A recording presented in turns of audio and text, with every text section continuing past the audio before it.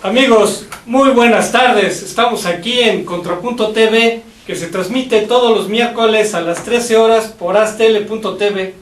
Justamente el programa pasado quizás era más relevante en el sentido de que era el programa 50 y se nos olvidó comentar. Pero bueno, estamos Bueno, ahora es el programa 51. Entonces, este programa que inicia otra etapa, por ser 51 nada más. Nos place que está con nosotros nuevamente, alguien que hemos extrañado mucho, pero no por ella, sino porque pues, la misma dinámica de los temas nos había prestado. Y pues nos da mucho gusto que esté aquí Mónica Uribe.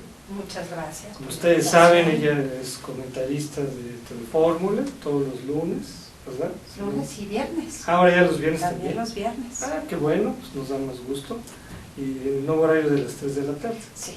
Que ya no está nuevo. No está nuevo, ya lleva más de un año y medio. Bueno, para quien no supiera, bueno, pues a las 3 de la tarde, ustedes saben que lunes y viernes la podrán escuchar. Y qué gusto que esté con nosotros. Muchas gracias. Está Antonio Mondragón, que también nos da mucho gusto, politólogo toda la vida, experto en diversos temas de la izquierda y ahora pues también de España, entre otros.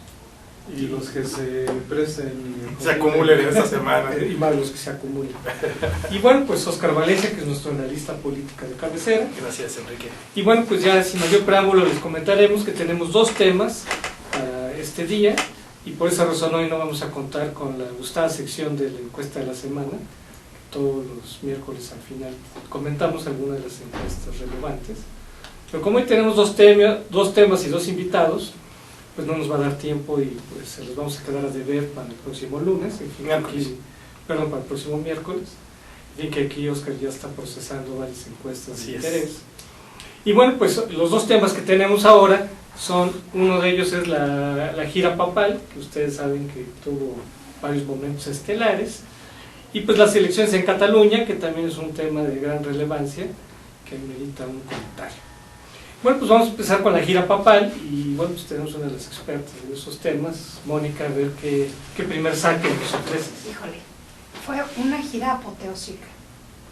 Sí fue, yo creo que ni el mismo Papa se esperaba el resultado final. Yo creo que iba con cierto temor, sobre todo Estados Unidos, a Cuba no. A ver, platícanos qué abarcó esa gira. La primera etapa de la gira, los primeros 3 días, el Papa fue a Cuba, tuvo un recibimiento bastante bueno. Más que nada todo se centró en dos puntos relevantes, uno desde la agenda del Vaticano, otro desde la agenda de Cuba. La agenda de Cuba era las relaciones con Estados Unidos y cuál había sido el papel mediador de la Santa Sede, y desde el Vaticano el papel de la Iglesia como Iglesia en sí misma dentro de la isla, y cuál va a ser el papel que va a jugar la Iglesia Católica en Cuba durante esta transición o esta apertura política, económica y social que se va a vivir en los próximos 10 años. El viaje del Papa lo que buscó, más allá de lo de las relaciones que no le compete del todo directamente, pues una relación bilateral, lo que buscó fue solidificar la posición de la Iglesia en Cuba y por supuesto recuperar feligresía. Después de tantos años del comunismo, lo que toca es recuperar, y sobre todo frente a la presencia de la santería y todos los ritos afrocubanos, ¿no? ¿Ya había habido un papa en Cuba? Ya habían ido 3, o sea, ya estuvo, Juan Pablo II estuvo en el 98 me parece, y en el 2012 estuvo Benedicto XVI. O sea, no es que no tuvieran memoria de una visita papal, había habido, en menos de 20 años tuvieron 3 visitas papales, por eso quizá no impactó tanto, por eso no vimos estas grandes masas, no hubo tanta curiosidad. Fueron los que quisieron estar y los que sí querían ver y sentir a un papa latinoamericano que les iba a hablar en su propio idioma desde una lógica latinoamericana. Por supuesto, en el lugar donde confluyeron todos los cubanos fue en la Basílica de la Caridad del Cobre, porque la veneración a la Virgen del Cobre es tanto de católicos como de santeros. Es como la guadalupana en México, la Virgen del Cobre. ¿Qué dijo el Papa de relevancia? A mi juicio, quizá la declaración más relevante de todas fue la de ajustarse a los cambios, que es necesario desde la sociedad desde el gobierno, desde todas las instancias, asumir los los cambios y dejarse de ataduras ideológicas. Cuando dijo que hay que servir al hombre, no las ideologías. Creo que eso es lo más importante. Eso es lo más importante, pero se tiene que ligar a lo anterior. O sea, el cambio es precisamente no a las ideologías, sí a las personas. Entonces, bueno, me parece que fue un viaje muy interesante. La visita a Fidel Castro fue una cachetada con guante blanco. Fue una sutileza el Papa impresionante, porque llegó con las cartas de un sacerdote jesuita que había sido profesor y amigo de Fidel Castro, Armando, no recuerdo qué nombre, en donde de alguna manera discretamente le dijo: recuerda tus orígenes y vuelve a ellos, a tus orígenes, o sea, tu educación jesuítica. Y bueno, me parece que fue no un viaje plano, fue un viaje muy, me refiero a la etapa cubana, un viaje muy productivo, pero realmente el Papa se estuvo cuidando mucho. Fue mucho menos estridente que en Ecuador y en Bolivia, que ahí sí dijo todo lo que tenía que decir. En cuanto a lo que el Papa Francisco piensa sobre cómo debe ser el desarrollo social y económico, y lo dijo en palabras duras, contundentes y claritas. En Cuba le bajó al nivel, no entró en confrontación, a pesar de que no está de acuerdo con 80 Pero cosas. fue criticado por eso, ¿no? Sí fue criticado, sobre todo por no haber ido a ver a los disidentes, a las damas de blanco, pero tampoco podía hacer mucho. Estaba en una situación diplomática. Lo que primero se tenía que guardar para la etapa en Estados Unidos. O sea, no se iba a desgastar en Cuba, eso es un hecho. Y segundo, sí hubo un contacto directo con disidentes, pero se hizo de bajo perfil. Lo que se le critica es el perfil, o sea, que el perfil fue muy bajito y que pudo haberle dado gran perfil a las damas de blanco y demás disidentes. A mí no me parece que haya sido un error, fue un acierto diplomático, porque lo que estaba en juego era la cuestión diplomática, no la cuestión de los derechos humanos. Se dice que fue más político el Papa en Cuba y que fue más pastor en Estados Unidos. Sí, eso sí es un hecho. Fue más político porque tocaba ser más político, no iba a entrar en confrontación y aparte no se iba a desgastar, eso es un hecho. Él sabía que ir a Estados Unidos implicaba muchas cosas desde sí mismo, como desde el catolicismo en Estados Unidos, como desde el Estado norteamericano, entendiéndolo como Estado y sociedad, gobierno y sociedad. Iba a ser mucho más complicado que en Cuba. Sí lo fue, pero hubo factores que permitieron una distensión muy interesante. Yo creo que la distensión provino del presidente Obama. Creo que el papel de Obama fue muy adecuado.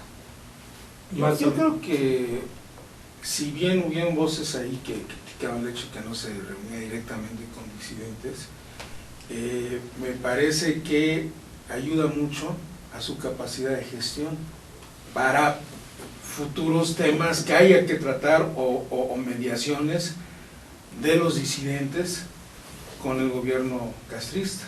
Esto es empoderar a la propia iglesia cubana a que pues, sirva de mediadora. En el pasado pues la iglesia ha intervenido en ese sentido para gestionar permisos o liberar gente, y quizá el haber hecho mucho ruido, como hubiera sido reunirse con las damas de blanco, pues le hubiera restado un poco esa capacidad a la iglesia y al Papa, ¿no? De modo que puede que haya sido un movimiento pragmático. Por supuesto. Que tiene que... Es muy pragmático. Si algo tiene Francisco es el sello jesuítico del pragmatismo. Es pragmático, o sea, no esperen unas cuestiones muy elaboradas, se hacen las cosas en el momento que deben hacerse y justo en el contexto que deben hacerse. O sea, tiene una capacidad de visualización. Pero fíjate que de escenario muy particular. De lo que dice Mónica, que la verdad es que Mónica podría haber acabado con el tema, porque lo manejó perfectamente. O sea, nos dio el esquema completo de la visita en términos de lo que pasa, sobre todo en Cuba, ¿no? Pero el tema es, a ver, es una visita muy bien estudiada, muy bien pensada, muy bien preparada y muy bien realizada. desde un punto de vista político y diplomático. Yo creo que es una estrellita como un ejemplo de cómo se debe manejar un jefe de Estado en una visita a otro país. Me parece que es impecable lo que hizo el Papa, tanto en Cuba como en Estados Unidos. Y a mí me parece que eso es resultado de que tenían muy claros los objetivos que tenían que hacer en las dos visitas. Entonces, eso es como que, yo creo que es lo que para mí sería como para recalcarlo en términos de explicarle a nuestro auditorio cuál es la verdadera trascendencia. Es que hoy por hoy el puente que genera el Vaticano entre estas dos naciones es un puente que me parece que es muy sólido.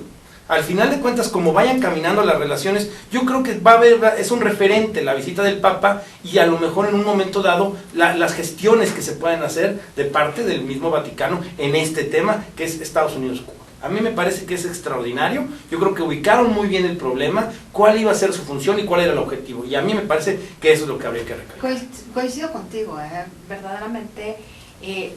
Lo que tiene es una gran metodología. Sí. Ubican muy bien el problema, lo plantean bien y a partir de ese buen planteamiento, esa metodología de ubicar el problema, sus aristas, es a partir de lo que generan políticas de Estado que se convierten en corrientes diplomáticas, ¿no? Pero te voy a decir algo como detalles. Los lugares donde estuvo el Papa, Claro. en los dos lugares fueron muy bien pensados. Claro. O sea, sí hay un trabajo de dossier muy bien hecho. Sí, hay una para asesoría muy buena. Sí, exacto. Y lo que sí quiero resaltar es que los discursos son piezas excepcionales. Sí, el mensaje Todos los discursos del Papa en esta gira fueron atingentes, correctos, medidos, equilibrados.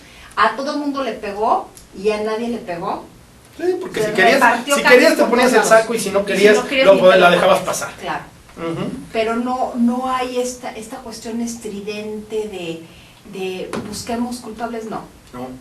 Fue lógico, conciso, muy directo y como tú dices, el que se ponía el saco se lo ponía y si no se lo ponía, pues ni modo. No, pero ya lo había dicho. Y ahora en Estados Unidos, a ver, platica. Estados Unidos tenía otra problemática, porque en Cuba no iba a encontrar resistencia, se iba a encontrar una acogida muy positiva, nadie se iba a poner en contra del Papa.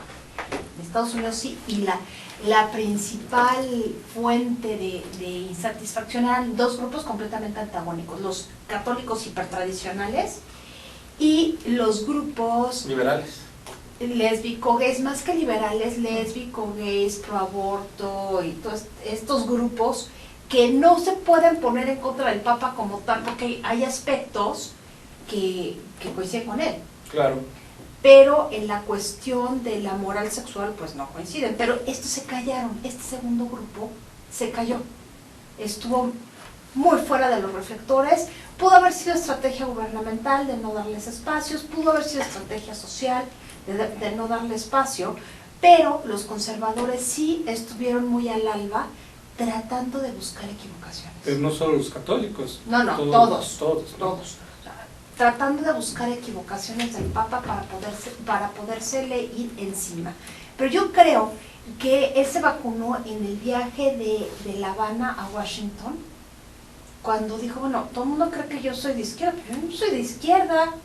Yo nada más digo las cosas como son y como lo veo desde la doctrina social de la Iglesia. Exacto.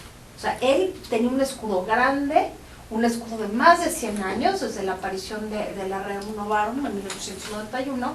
Es un escudo que ha tenido una evolución muy importante y que siempre ha planteado una tercera vía entre capitalismo y socialismo. Por eso lo ven como peronista. No tanto de izquierda, sino lo ven como peronista. A ver, lo que pasa es que el peronismo Es entrar al folclore. o sea, el peronismo es una expresión muy local que sí tiene elementos de la doctrina social de la Iglesia. Como podríamos decir que algunos elementos de la Revolución Mexicana tienen un correlato con la doctrina social de la Iglesia, porque era el pensamiento en boga. Y aparte hubo un partido católico nacional y una serie de cosas, ¿no? Pero sí, el Papa fue peronista en Argentina, pero como pontífice es el dueño del balón de la doctrina social Y de tiene la Iglesia. mucho de dónde hacerse de esa misma doctrina. Exactamente, tiene mucha tela de dónde cortar. Exacto. Entonces, esta doctrina, que tiene mucho que ver también con el estado de bienestar, o sea, a Keynes no se le ocurrió precisamente el estado de bienestar y todo este tipo de este estado social, no se le ocurrió de la nada, también recurre a la doctrina social de la Iglesia. Entonces, llega el Papa, y ¿a quién espanta? Obviamente a los conservadores. ¿Quiénes se encuentran dentro de los conservadores? Pues los grandes lobbies de armamentistas. Sería bueno decir cuál fue lo que dijo en el Congreso, que creo que es el discurso central, ¿no? Es el discurso central, pero aquí, justamente para entrar ahí, ¿quiénes están en el Congreso? Republicanos y demócratas. Más allá de eso, Católicos y no católicos. No, más allá de eso- Y los jueces de la Suprema Corte. ¿quiénes más? También estaban los representantes candidatos de republicanos. los portadores de los intereses de los grandes grupos de presión, a quienes no les interesaba que el Papa estuviera ahí. Obvio al lobby financiero. ¿Por qué? Porque critica la forma de extracción del dinero Y la distribución del y la dinero. distribución del mismo. Al bloque armamentista, pues claro, Está contra el tráfico de está armas. contra el tráfico de armas. Sí, pero eso es elemental, ¿no? Medios de comunicación, ¿por qué? Pues por la situación del tráfico de personas también. O sea, hay muchos elementos que hacían pensar que ese discurso en el Congreso iba a ser una cena de negros. Claro. Y cuando llegó, apabulló al público. Pero apabulló al público antes de dar el discurso. Pero porque es algo intrínseco a la personalidad del Papa, ¿o a qué se lo atribuyes? Yo creo que ¿A si su hubiera carisma, llegado o? Juan Pablo II, todo el mundo lo hubiera escuchado respetuosamente, pero habrían dicho que conservador, incluso los menos conservadores. A Benedicto nadie le hubiera hecho caso. Lo que concita Francisco es mucho respeto, porque hay congruencia entre lo que hace, lo que dice, lo que piensa y lo que expresa. No se ve esta dicotomía, pobrecitos los pobres, Juan Pablo II, pero con unas chanclas rojas Prada. Este señor llega con toda la sencillez del mundo, porque el primer efecto cuando llega a Estados Unidos es que en lugar de la limusina aparece un Fiat. Un 580 más padre que un 580 normal. O sea, una gama arriba, pero un coche chiquito. En lugar del gran boato, de pronto sale, se trepa. ¿A dónde llega? A la Anunciatura, a un lugar chiquito, un edificio normal. Sale, recorre las calles. Entonces la sencillez lo que conquistó. La sencillez y la claridad, porque es muy claro. Llega a la Casa Blanca, da un discurso en donde habla del pueblo norteamericano, no habla de grandes ideologías, habla del pueblo norteamericano que se libera de un yugo a través de dos ideas: libertad e igualdad. Y fue muy fácil de aceptar. El presidente le responde en los mismos términos, pero aparte es una reunión de un señor que va a visitar a una familia y saluda hasta a los perros. Sí, ahí le hizo de pastor. Exactamente. Más que de pastor, es una persona muy normal. Muy normal. Se comunica fácil. Se comunica fácil con la gente, o sea, se comporta como una persona normal. Me recordó al expresidente de Uruguay, ¿no? Un poco, ¿no? Se parecen, ¿no? o sea, Un poco por esa. hay un correlato de tipo de personalidades. Pues llego a tu casa, pues saludo. ¿A quién saludo? Pues hasta el perro. Y todo Que bien. llegó en su bocho, ¿no? Él también. Sí, así, en esa simplicidad de que vengo a visitarte. Tú eres el presidente de Estados Unidos, pero pues eres otro cuate más en este mundo. Y por supuesto, Obama se veía subyugado. Obama y su familia, porque llevó a las hijas y a la mujer, y todas estaban subyugadas, siendo que no son católicos, están subyugados por la personalidad del Y Papa. lloró el líder de los republicanos. Bueno, ese es el capítulo Suele 2. llorar. Se vale llorar. Suele llorar. Suele llorar. sí, o sea, O sea, sí, es serían Y lloró las de más cocodrilo. fuerte al día siguiente. Bueno, pero quizás nadie sabía que lloraban, ¿no? Por lo menos está en la Ahorita Digo, El discurso fue del algo Papa, mundial, ¿no? Fue algo sí, mundial, fue ¿no? impresionante. Cuando es el primer Papa que llega al Capitolio. Era una sesión conjunta, da un discurso en donde los temas son: uno, no al tráfico de armas; el cuidado de la naturaleza; ¿qué más? Bueno, Migrantes. los migrantes. Creo Los que es migrantes una que frase. fue- Creo que es lo que más impactó, ¿no? Fue lo que más impactó, sobre todo después de tener el detalle de acercar a la niña oaxaqueña. Esa escena yo creo que es una de las escenas más impactantes del Papa, en donde le dice, ven. O sea, la niña trató de atravesar, la detuvieron y el Papa le dice, a ver, ven. No, la jala, le dice, La no, jala, dámela. ven. Y ya es cuando la cargan. Cuando la cargan, porque al principio la apabullaron. No, al principio la detuvieron. Claro. O sea, dijeron, esta niña no pasa. No pasa, y la niñita pasó.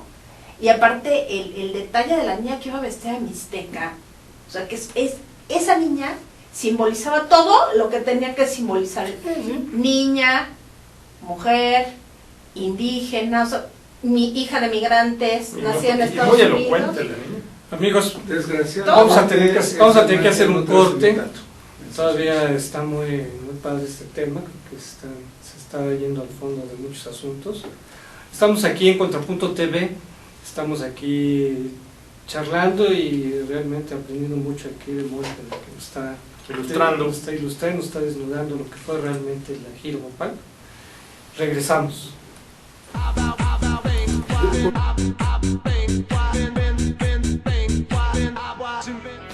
En Deiman contamos con 3 centros de distribución en México, ubicados en las ciudades de Guadalajara, Puebla y México. Distribuimos al interior de los Estados Unidos por medio de un centro de distribución ubicado en la ciudad de El Paso, Texas. Atendemos Centro y Sudamérica con apoyo de nuestro centro de distribución en Lima, Perú. Actualmente, comercializamos nuestros productos en España a través de nuestro distribuidor ubicado en Madrid, lo que nos permite ser una empresa de talla internacional, dispuesta a servirle y brindarle asesoría para el óptimo uso de nuestra amplia gama de productos. Cabe destacar que todos los productos elaborados en Deiman se fabrican con ingredientes aprobados por la Secretaría de Salud en México y FDA en Estados Unidos. Contamos con capacidades operativas, certificados kosher, programas de buenas prácticas de manufactura, controles de saneamiento, sistema de atención a quejas y reclamaciones, seguridad industrial, auditorías internas y un programa de trazabilidad y recuperación de producto. Deiman, proveedores de color y sabor por excelencia. Ruiz Robles, corredores públicos y peritos traductores. Trabajamos para darles seguridad, confianza y un servicio profesional en sus asuntos relacionados a fe pública, valuación, arbitraje comercial, asesoría jurídica y traducciones. Para nosotros lo más importante es su satisfacción, brindándole además la asesoría jurídica necesaria en su negocio, con un equipo de profesionales capacitados para prevenir y resolver situaciones de riesgo en su empresa. Le aseguramos una asistencia profesional personalizada y humana a quien consideramos más importante, el cliente, porque las oportunidades pequeñas son el principio de las grandes empresas.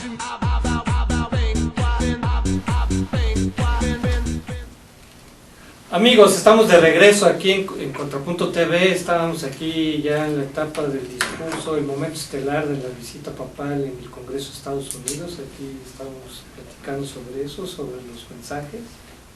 Bueno, nos quedamos en los migrantes y la niña fue impactante, o sea, estuvo en el Congreso después de haberle hecho caso a quien nadie le hace caso. Claro. Eso fue impactante, lo que decía Antonio, de que esta imagen no tuvo repercusión en Estados Unidos. Pues no era tan conveniente para el consumo interno, pero sí era conveniente Pero para ¿por qué el no consumo me queda muy externo? claro? ¿Por qué no es conveniente? Yo estuve buscándolo, porque evidentemente era de un efecto mediático muy fuerte, esa imagen. Y no la vi muy reproducida, no la vi muy comentada, y como decía Mónica, los comentaristas conservadores hubieran agarrado esto y lo hubieran destazado, ¿no? Pero ¿por qué hubiera afectado tanto? No me queda claro. Porque hubiera sido un Migrante. espaldarazo a lo que ellos ven como una ilegalidad. Claro. Sí, incluso el Papa sí lo dijo después, pero aquí hay que resaltarlo. Hubiera querido venir a México para hacer el paso de Ciudad Juárez a El Paso, andando y pasar como inmigrante, obvio legal, pero hacer ese paso hubiera sido impactante y no se pudo, hubo varias razones ahí. Pero aquí la situación es que el Papa lo primero que le dice, vengo como hijo de migrantes. Sí, así se presenta. Y lo que tienen que hacer ustedes también son inmigrantes, no se hagan. Todos. Entonces, tienen que tratar a los migrantes como la gente normal, y como la gente decente. Sí, y saca la encíclica de haz lo que quieran que te... La regla de oro, así. la famosa regla de oro. ¿Y eso contribuirá a detener a Trump o no? Yo creo que sí le dio, o sea, evidentemente esta parte sí estaba pensada en Trump y los Trumps chiquitos, o sea, la ultraderecha. Sí estaba pensada para ellos, sí les dio un golpe mortal, porque Trump no tiene ni remotamente, ni en sus sueños más guajiros, la calidad moral internacional que sí tiene papá. Si hacemos una pequeña digresión, creo que fue una mala semana para Trump, porque vino el tema del Papa y vino el segundo debate, que si bien ganó a los ojos de muchos, y fue el que más exposición tuvo, ya le salieron dos gallos, bueno, gallo y gallina, que le van a hacer mucha sombra y que por lo menos la mujer le puso un parón en seco memorable. Entonces Trump está un poco flaqueando, aunque va a llegar muy fuerte, creo yo, todavía al fin de año, y veremos ya febrero lo que sea, pero ese será de otro programa. Bueno, creo que la ultraderecha le dio un golpe fuerte. También defendió la vida sin mencionar la palabra aborto, sin mencionar la palabra anticonceptivos, extremadamente sin licuado. mencionar la palabra eutanasia. Sí. Le dio una defensa absoluta para quienes lo criticaban, de que yo sí lo llegué a ver en Infovaticana y otros medios de católicos conservadores, sí la crítica de que el Papa no había defendido la vida como lo había defendido la Iglesia norteamericana. Ah, no, lo hizo en el Congreso, Sí. como lo tenía que hacer. Llegó a una tribuna que no había llegado nadie. Por supuesto, pero aquí hay una cosa muy interesante. También les dice, ustedes son los encargados de hacer las leyes que no solamente van a afectar a Estados Unidos, van a afectar al resto del mundo. Por tanto, tienen que hacerlo bien, tienen una tarea impresionante. Claro. Y esa parte yo creo que quedó un poquito nubilada. ¿Qué más me pareció? Lo del cambio climático. Lo del cambio climático, Es que muy novedoso. es muy novedoso, pero ya era parte de su discurso, era natural que lo retomara. Pero como los republicanos se oponen mucho a... Claro, los republicanos son parte de este lobby que dice que el cambio climático es un mito. inexistente, que es mito. Sí, que son cosas Pero de la manera en que lo naturaleza expresó y- incluso uno como republicano o demócrata a No se favor puede haber hecho del... Dijo, no, pues está bien, sí, hay que tratar a la naturaleza con responsabilidad. Pues, ¿qué Y lo dijo ¿qué así. pero hay Así con dijo, eso? efectivamente. Y así lo plantea. Pero por ejemplo, Trump dice que las leyes ambientalistas afectan a las empresas, la competitividad y a los empleos. Bueno, el Papa dijo que qué bueno que existen los empresarios, que es muy buena su labor porque dan fuentes de trabajo, pero tienen que respetar la naturaleza. O sea, creo que el Papa logró conciliar muchos puntos de vista. Sí, de veras les dio guajaloteras, sobre todo a los republicanos les dio así,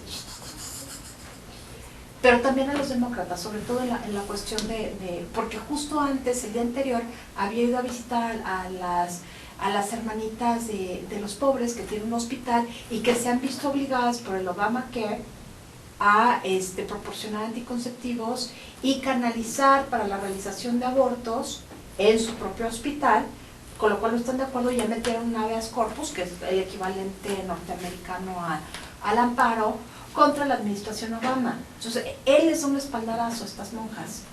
Entonces, ha hecho cuestiones consistentes. O sea, sí, yo estoy a favor de la vida, pero más que los discursos, fueron como las acciones. No solamente es importante lo del Capitolio, eso es en términos políticos. El discurso de Filadelfia, en el seminario de Filadelfia, es sumamente importante dentro de las estructuras eclesiales. ¿Por qué? Porque ahí les dice, los pederastas las van a pagar, los abusadores sexuales las van a pagar. Yo he estado con ustedes y estoy con ustedes, pero aquí hay una purificación. Ningún papa lo había dicho con esa contundencia. Por supuesto. Bueno, Benedicto lo había tratado de decir, pero Benedicto no podía decir nada. O sea, siempre se le quedaba la palabra atorada acá. O sea, lo pensaba, pero no llegaba a verdaderamente decirlo de comunicarlo. no podía comunicar, bueno, él tenía dificultades de comunicación muy claras, ¿no? Pero nunca se expresaba tal cual, era como 15 vericuetos intelectuales y no era la claridad de Bergoglio que dice las cosas tal cual son. O sea, no se anda con chiquitas. ¿O no hubo críticas en el sentido de que no se quiso o no hubo la ocasión de que se reuniera con víctimas de la pederastía? Pero volvemos al tema. Mira, tan claro era el objetivo, Antonio, que no convenía. O sea, no convenía. Entonces dijeron, a ver, ¿qué pasa? Esto y esto, que no... de los disidentes en Cuba, ¿no? ¿Por qué no hubiera convenido? Porque al final de cuentas su objetivo era diplomático. Era un tema diplomático. Mira, en términos de imagen y en términos de comunicación. Ahí hay otro punto interesante. Por un lado le tiene que dar un espaldarazo a la iglesia norteamericana. ¿Por qué? Porque la iglesia norteamericana y la iglesia alemana son las que financian a la iglesia en todo el mundo. Son las que generan la lana. Bueno, los alemanes financian todo en todo el mundo. Bueno, y después hacen cada destrozo.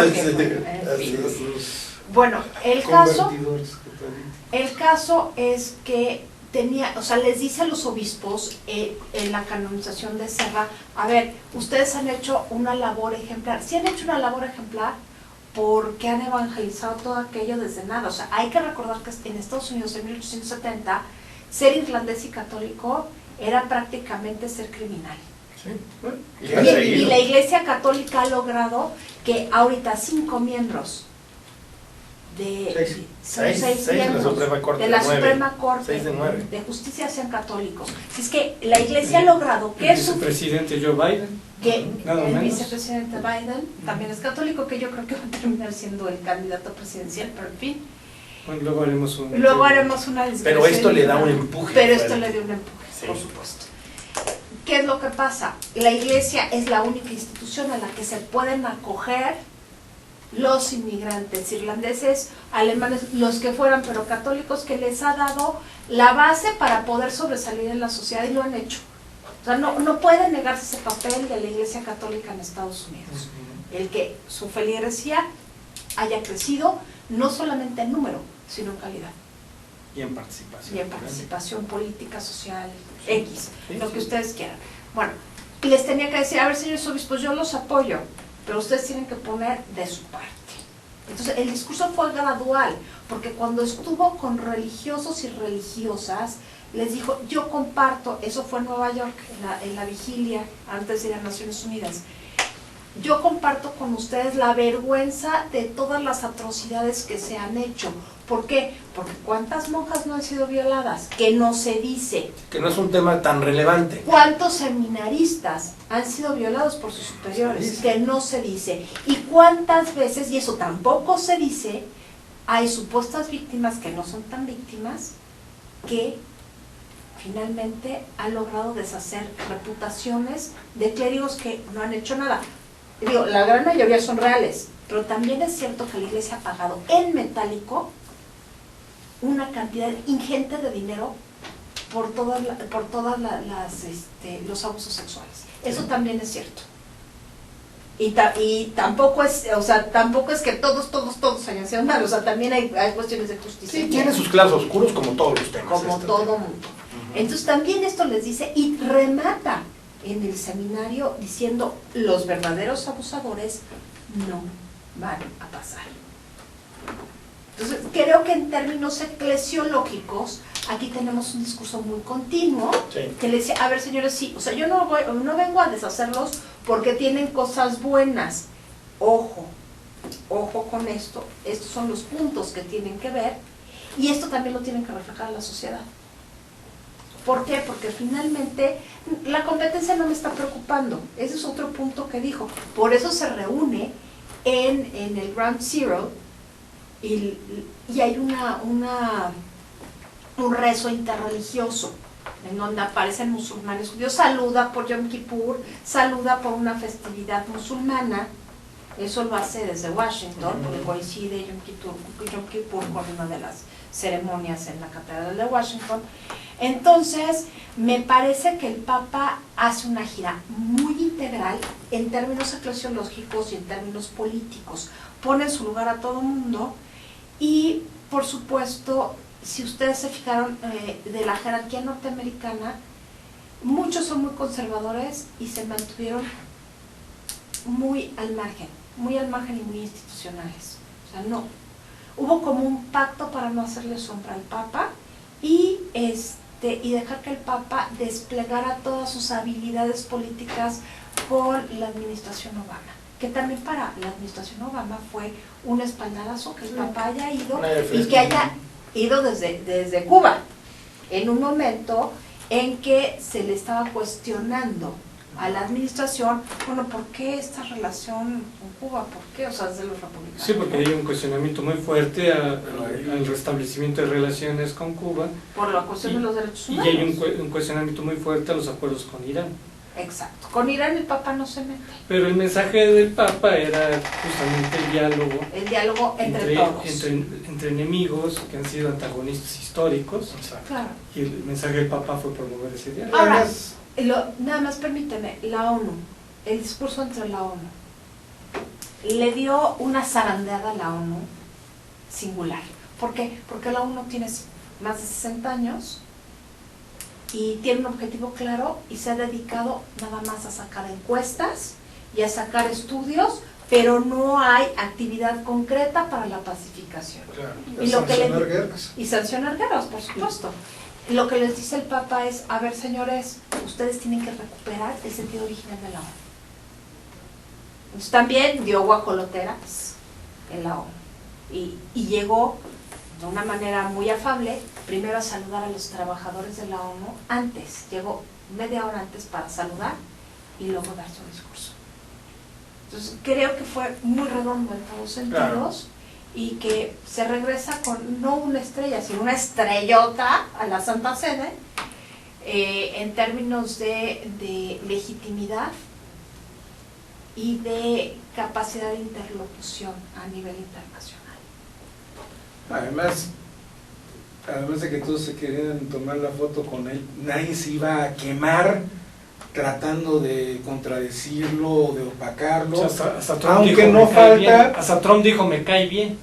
No falta el negrito del arroz, que fue un representante por Arizona que quiso montarse en el tema diciendo que pues este papa es de otro origen y pues realmente más que lograr ganar puntos, pues quedó exhibido. Claro. Otro punto importante es que fue un papa de la periferia que llega por primera vez a Estados Unidos. Yo jamás había estado en Estados Unidos. Obvio, me parece que lo había evitado de una manera muy clara, ¿no? Porque que no veo, o sea, un jesuita, cuando de las grandes universidades jesuitas están en Estados Unidos, está Georgetown, que es como, junto con Sofía, de las más importantes, que no hubiera estado nunca en Estados Unidos, habiendo estado en México. Amigos, vamos a tener que hacer una pausa y vamos a continuar ahora con el tema de las elecciones en Cataluña. Pues regresamos.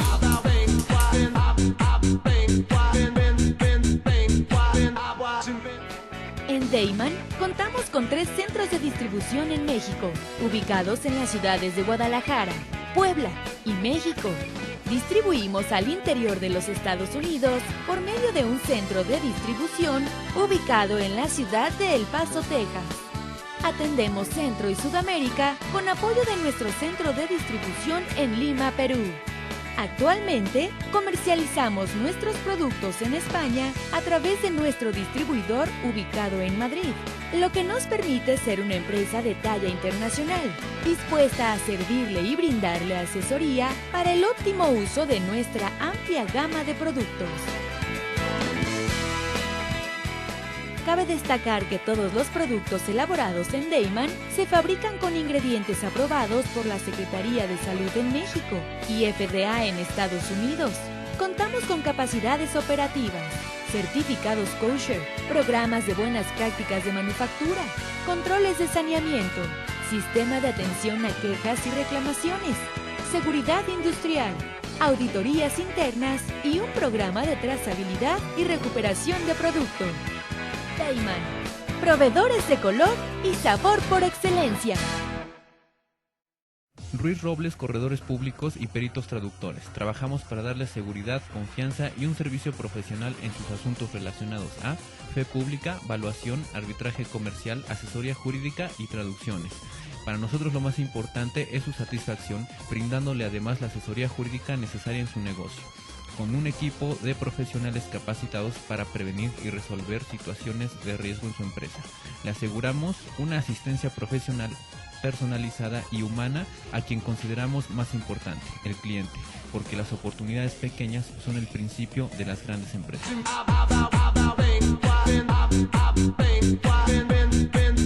Porque Mónaco no tiene Estamos de regreso aquí en Contrapunto TV. Ahora vamos a comentar el tema de las elecciones legislativas, regionales en Cataluña, que a pesar de que eran pues elecciones legislativas, se convirtió de facto en un plebiscito sobre la independencia de Cataluña, ¿no? Así lo orientó el mismo gobierno catalán, ¿no? Así lo orientó el gobierno de la Generalidad de Cataluña, que encabeza Artur Mas, y no resolvió nada, casi. ¿Por qué? A ver, ¿cómo fueron los resultados? A ver, platican. La coalición del Juntos por el Sí, integrada por el Convergencia y Unión y la Izquierda Republicana Catalana, que es tradicionalmente, o era tradicionalmente, la corriente política más independentista y más radical, se juntaron y de los 67 escaños necesarios para ser mayoría absoluta, lograron ganar 62. Vamos, con un 40% de voto. Como máximo. Sí, como máximo, y pues es un mandato parlamentario, pero no acaba de ser un mandato político porque las dos formaciones separatistas, que son la coalición del Juntos por el Sí y el CUP, que viene la izquierda radical. La izquierda radical, sí logran juntar 69 diputados de los 135. Pero ¿qué sucede? El CUP, en primer lugar, retoma un poco el discurso de Ciudadanos y de Podemos, en el sentido de que nada con los partidos tradicionales y nada en particular con el señor Mas, porque está embarrado en corrupción como su antecesor y patriarca de Convergencia, Jordi Pujol. Bueno, entonces están regateando darle los votos para la investidura del señor Mas, que de cualquier manera podría hacerlo porque Juntos por el Sí partido más votado, ¿no? Es el más votado, pero llegaría bastante Armado, cojo y manco, ¿verdad? Uh-huh. Ahora, y mucho menos estaría en una posición para seguir la ruta de la independencia para Cataluña. De hecho, ya la gente de la CUP ya dijo que había que olvidarse por un tiempo de esa idea, porque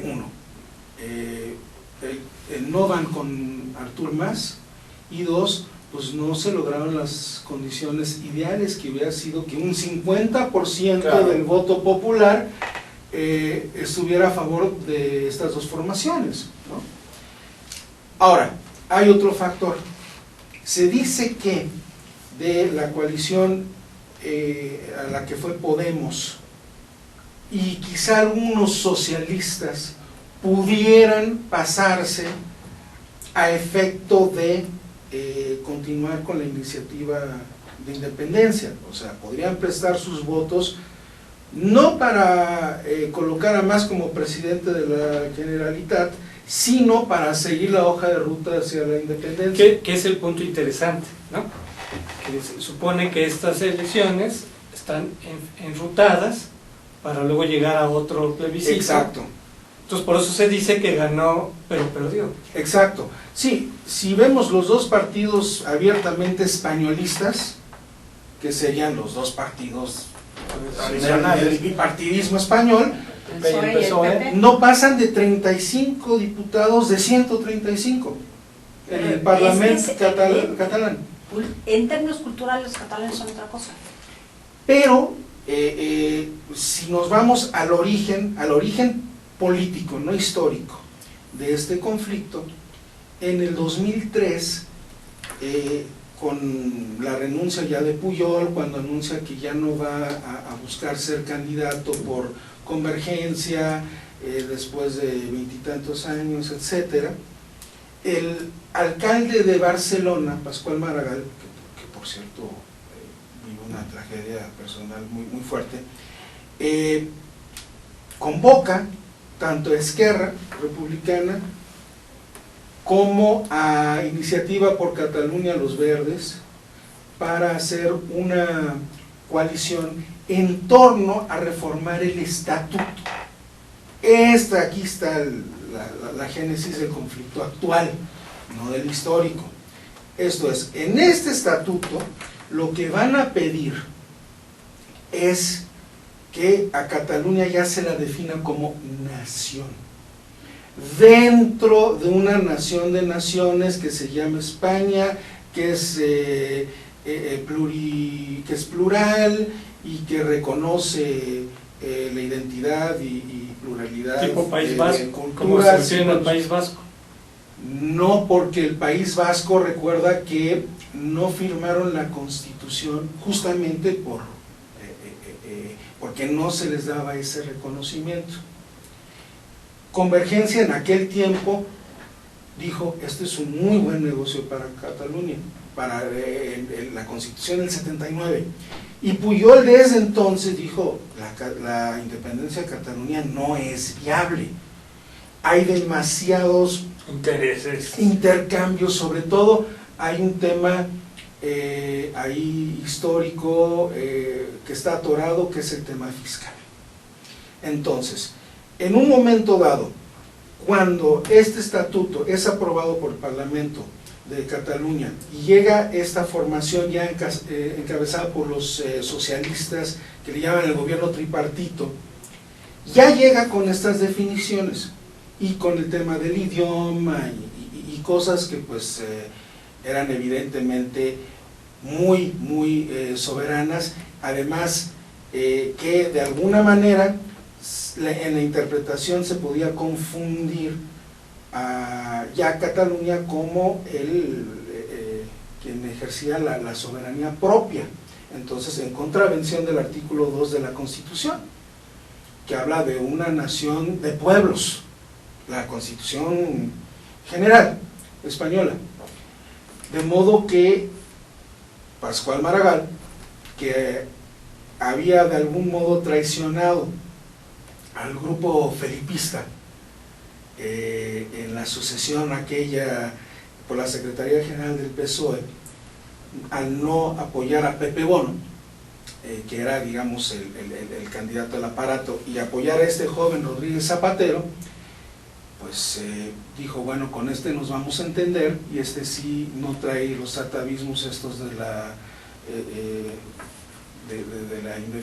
definición de la autonomía, y bueno, pues seguramente con él sí vamos a poder pasar un estatuto más a modo de Cataluña. Uy, pero a ver, Antonio, para no irnos muy atrás, después de que los independentistas no tienen la mayoría de votos, ¿crees que tengan la legitimidad para continuar con estos afanes separatistas? Si estamos hablando del nivel de la calle, el nivel de la opinión pública y la tendencia, sí.